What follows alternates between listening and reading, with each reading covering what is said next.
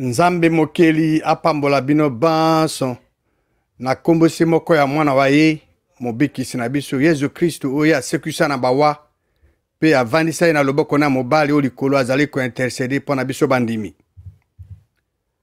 Nazali kotondo Nzambe mokeli botondi ye oyo abengisa biso na kati ya liloba ya ye apesi biso elilingi na ye tokoma bana baye na ngolu na ye po ete yende apesinga libakuli ye po ete nakoka kosolola na bino maimatali liloba ya ye ezali wa bino ndeko Tito Ngbanda boye bolamu na émission Que dit la parole de Dieu liloba ya Nzambe elobi nini.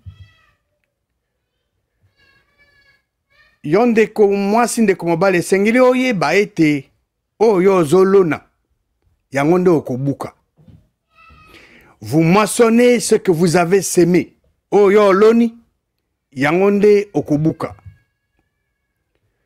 En d'autres termes, malamu to mabe oyo ozosala na bato basusu ozali kosala yango na yo moko. Malamu to mabe oyo ozosala yango na bato basusu ozo kosala yango na yo mei. Ezali oyo liloba Nzambe ezoloba. Po Nzambe oyo akela likolo na se akosaka te. Alobi yango na liloba ya ye tokotanga yango na kati ya liloba ya ye. Nakosenga na bino bozwa ba Biblia na bino tokende na buku ya Galate. Galate chapitre 6. Galate 6 lobi komikosa te basekaka Nzambe te. O moto aloni yango nde moto akobuka.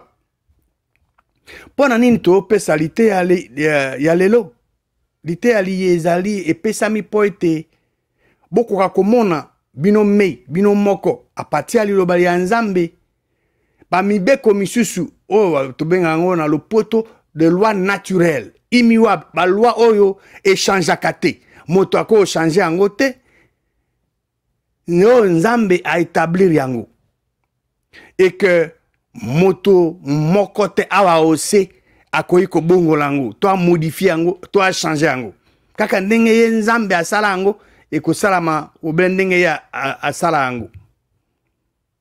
Nyonso oyo tozali kosala na basusu na bomoi na biso ya mokolo na mokolo yango nde kozongela biso ndakisa ya ba loi naturelle wana to ba loi imiwa bo changeaka te o Nzambe a établi ndakisa o to bengi loi ngona lopoto la loi de pesanteur ezali nini tango yo zo libanga obwaki libanga o likolo eloko nini ekosalama est-ce que libanga lina ekotikala o likolo to ekokita na se nakanisi oyebi yano ndeko mwasi ndeko mobali soko okamati libanga obwaki likolo ekozonga bobele na se olinga to olinga te libanga lina ekozonga na mabili yango na loi de pesanteur obondela to bondela te libanga lina ekozonga o se ekonyata mabili.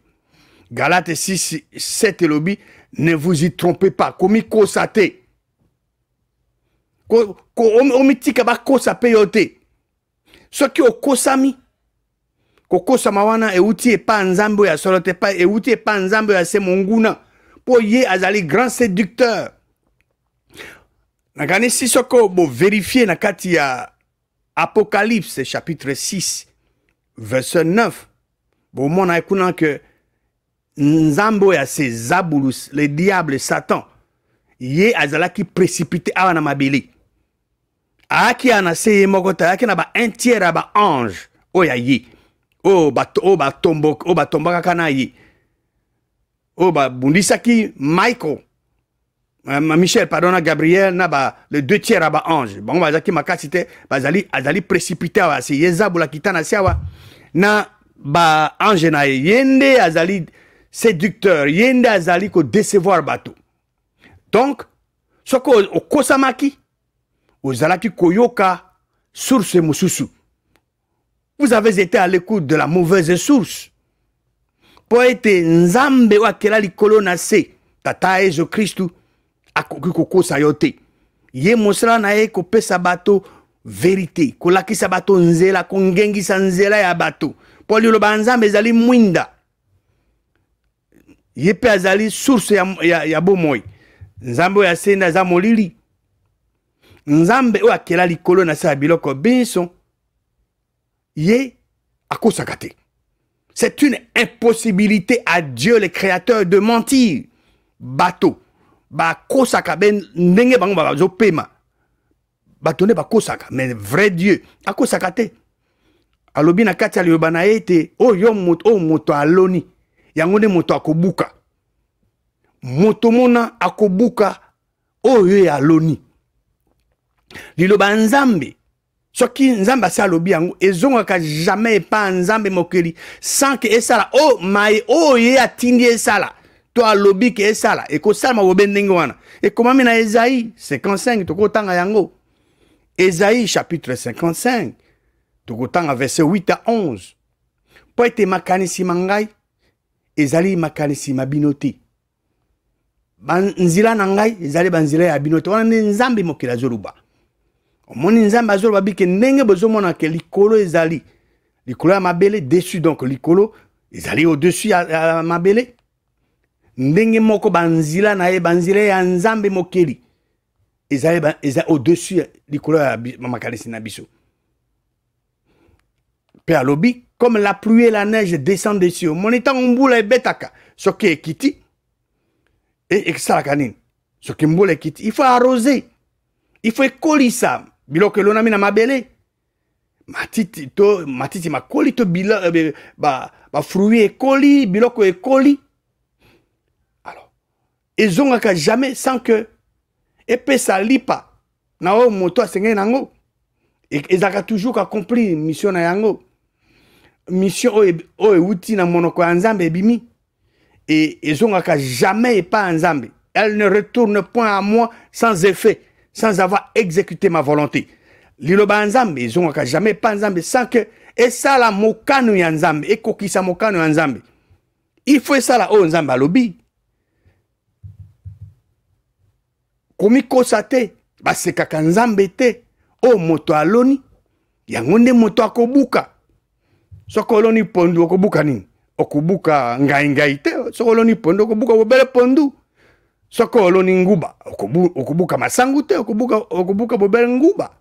Oloni masangu okobuka bobele masangu. Ceci est absolument vrai. Okoki ko changer yango te.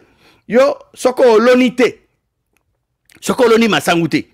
Yo ko s'attendre te que yo okobuka masangu. Soko oloni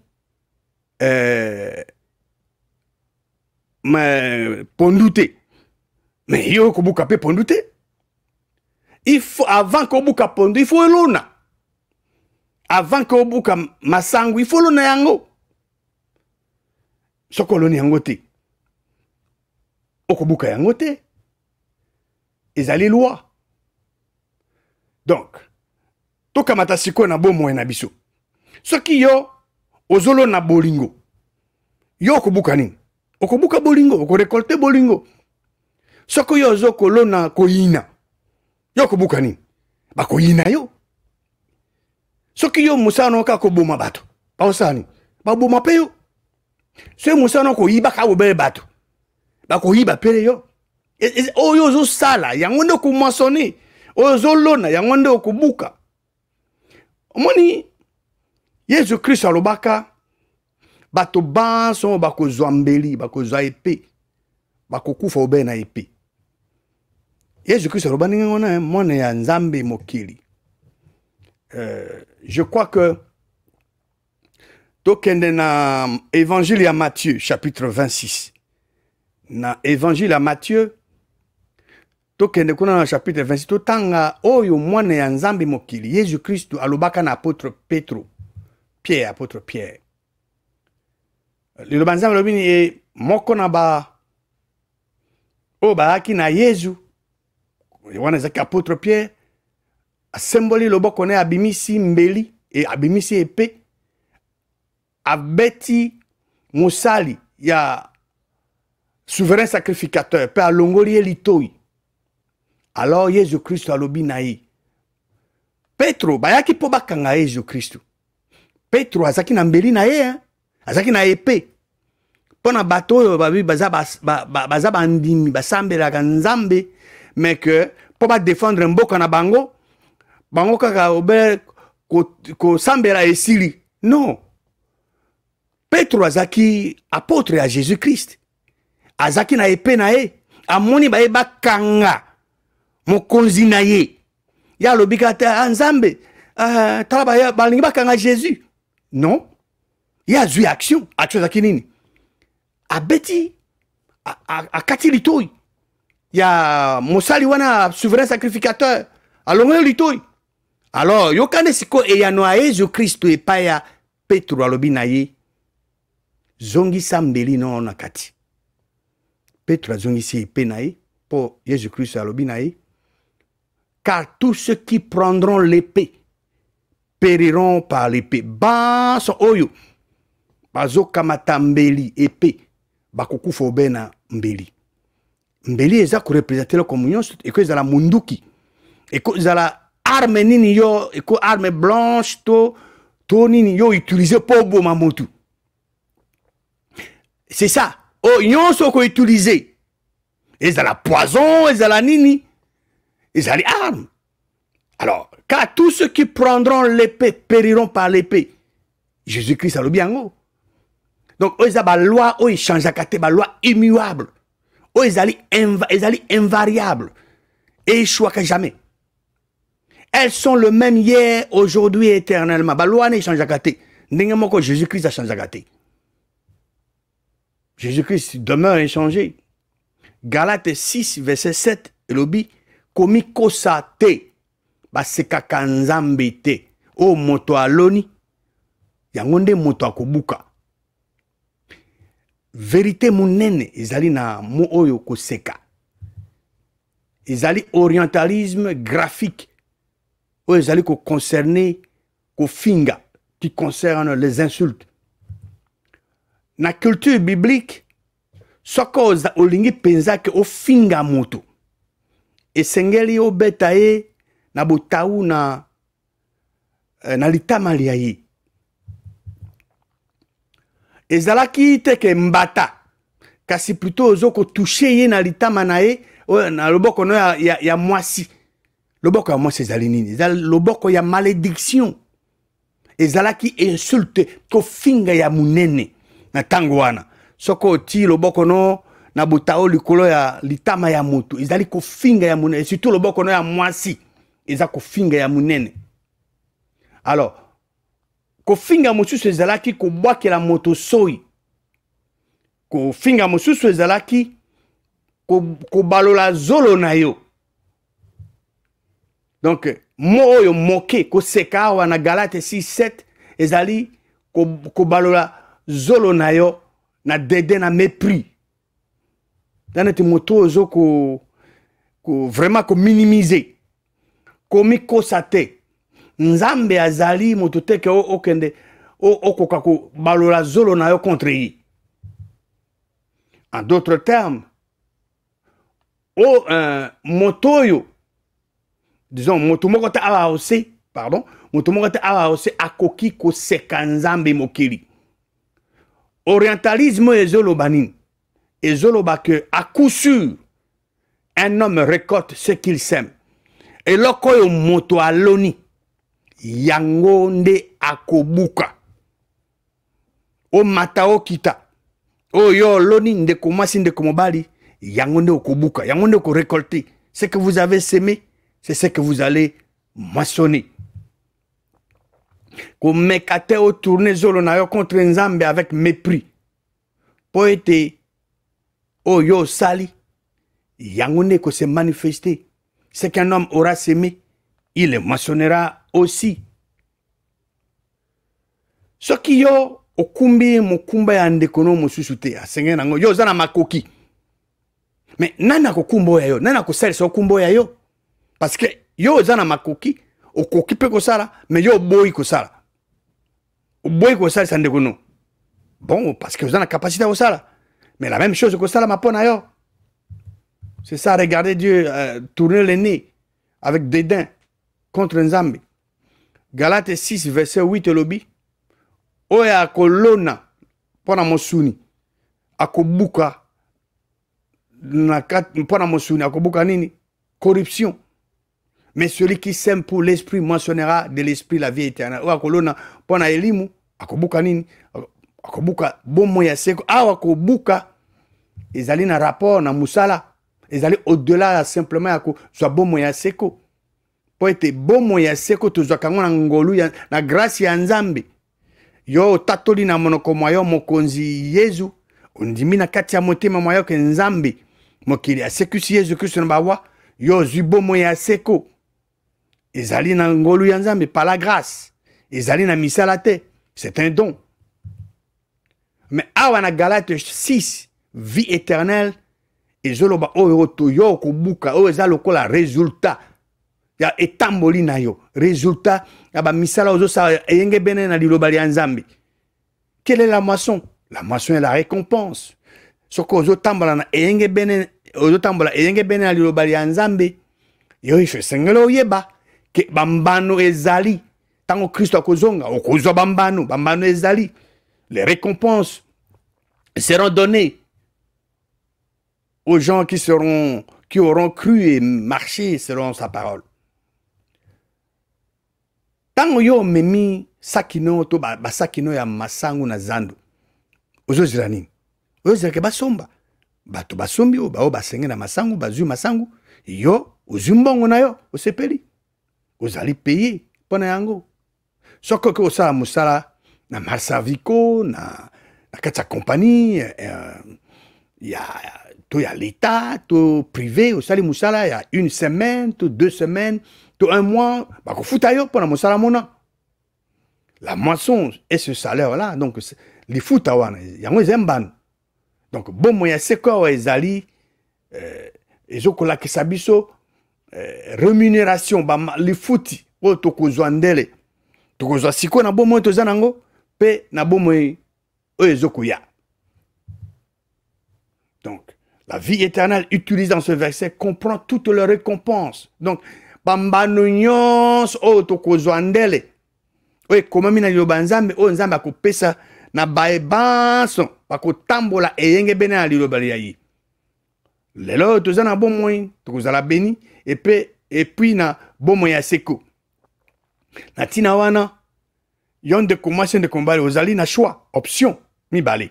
Soit aux décision au tambola eyenge bene na liloba ya Nzambe ya solo to okolanda nzela ya mokili. Alors nzela ya mokili eza dirigé na nani?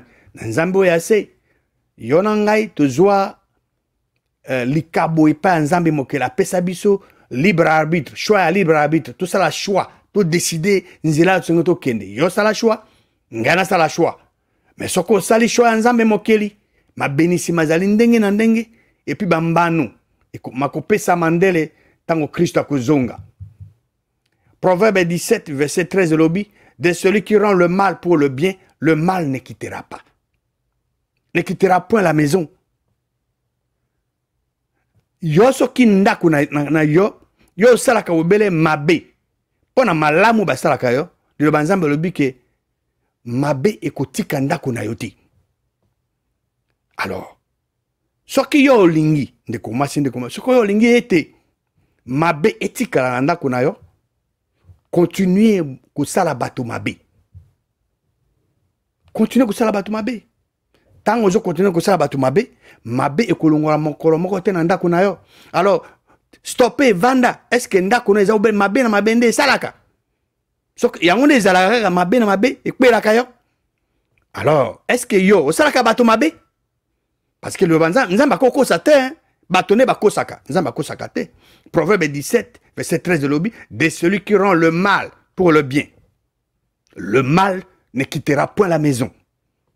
Yo basalo malamu, mais yo zongzaka mabe. Le banzambe le benini mabe, makolongwa te na ndako no, eko tikala wana na ndako no. C'est ça la parole de Dieu. Proverbe 21 13 de l'Obi, celui qui ferme son oreille au cri du pauvre criera lui-même et n'aura point de réponse. Humble, motoyo alingaka nzambe alingaka kotamba yenge bena loba nzambe ya gangi pano asengi yo yo zana makoki me yo kangi matoi mayo oboyi koyoka oboyi kosalisa ye yo moko koganga yo moko kosenga pe nzambe mokili asala nini akoyanela pe yo te ozala besoin d'un dictionnaire pour comprendre le verset ezali simple yo kozala na réponse te na cri na yo parce que yo kangaki matoi na cri ya moto azali humble. Proverbe 22 verset 8 lobi nini oyo azolo na lisumu akobuka obele nini lisumu.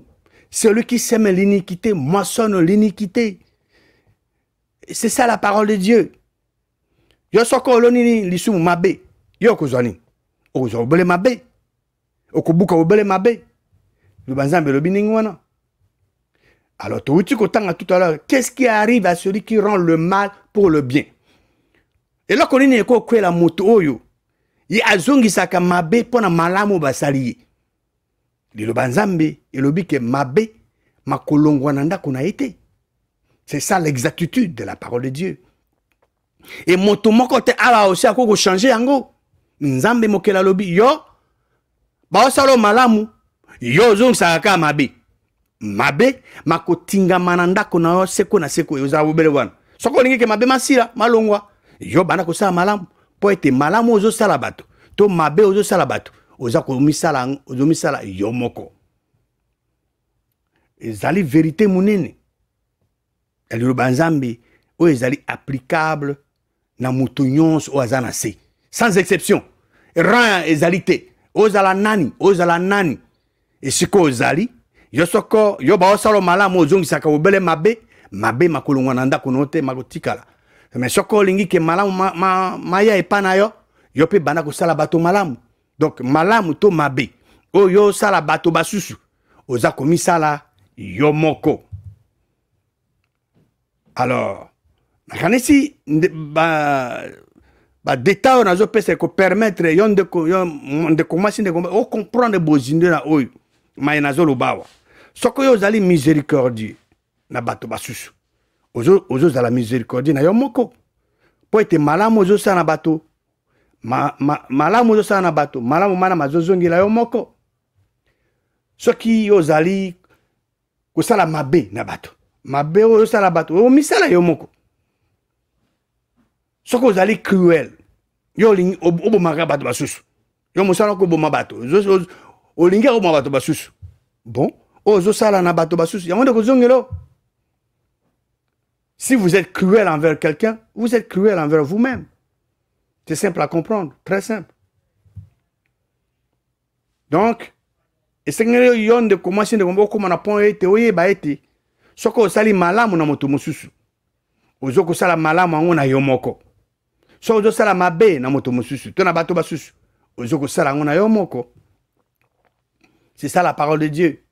Alors pona nini te de commencer de komobali pona nini te yo o continuer ka ko sala malamu na bato basusu pona nini te o continuer ko sala bien na bato basusu pona nini po te malamu ma somayi ozo sala bato basusu ozo sango na nani ozo sango na yo moko ozali libre ko sala yango ko décider o sala yango o sala ka malamu na bato po te malamu ozo sala bato ezozo ngeko pa na yo moko po Galate 6:7 lobi komiko sate basekaka nzambe mokelite o moto aloni yango nde moto akobuka tokotala ndakisa moko na kati ya liloba ya nzambe concernant roi moko ye azoko kanga ba roi basusu ye mosane ko kata bango misapi na bango do ba pusi na bango ya maboko pe ya makulu na Juge chapitre 1 verset 3 à 7. Awa contexte mabele nzambe apesaki mitindu bakabola mabele terre promise na bana Israël. Mabele bapesaki bakabole mabele bapesi Juda Simeon mais Juda na verset 3 alobi na Simeon de konae yaka okene na ngai na mabele epesami na ngai to bundisa ba Cananéen ngape na kokene na yo na mabele bapesi yo. Simeon pardon akena de konae Juda. Awa tozo mona principe munene mabele epesami na Juda. Paul Juda a joué na yanga a joué action akende bato basusu bazaki kuna lokwa yeba eza mabele maye asa nini asengi ndeko ba kende ba s'approprier mabele na bango tango ba ndimi ba yoki ba zui décision ke ba sala mokano ya nzambe mokeli verset 4 lobi Judas amati alors nzambe mokeli a livré bango a livré na maboko ya Judas na Simeon ba cananéen na ba phérisien ba beti bango ba bomi bango 10 000 hommes na Bezek verset 5 ba kuti roi Adoni Bezek na Bezek ba attaqué ba bomi ba cananéen na ba phérisien verset 6 Adoni Bezek akamati akimi il a pris la fuite ba landiye ba kangiye ba katiye misapi de pouce de main et de pied misapi minene wana maboko pia ya makolo boyo kamalo ba maye makobimena monoko ya roi Adoni Bezek alobi ba roi tuku sambo 70 70 oyo bazangi pouce misapi ya minene ya maboko pe ya makolo bazalaki ko ramasser na se ya mesa na ngai nzambe mokili azongiseli ngai o nga na sali roi Adoni Bezek alobi nini Dieu me rend ce que j'ai fait nzambe mokili azongiseli ye o ye asalaki ba roi basusu ye akata akangaki bango 70 hein tuku sambo 70 70 mais ye akati ba misapi na bango pousse na bango ya maboko pe ya makula kati yango tango bakangi ye il exactement eloka saka bato nde yango basali la chose que vous semez vous la moissonnerez aussi au centuple nyonso ozosala malamu to mabe yo kozwango au centuple alors lelo tomoni ke oyo moto azolona yango nde moto akobuka tokendeki na liloba nzambe na Galate 6:7 oyo ezoyebisa biso ke komikosa te basekaka nzambe mokeli te oyo moto aloni yango nde moto akobuka oyo ozolona yango nde okobuka ezala malamu to mabe soki yo ozali musala na okobomaka bato basusu ozali cruel na bato basusu okozali cruel na yo moko soki ozosala mabe na bato basusu mabe mana makozongela au centuple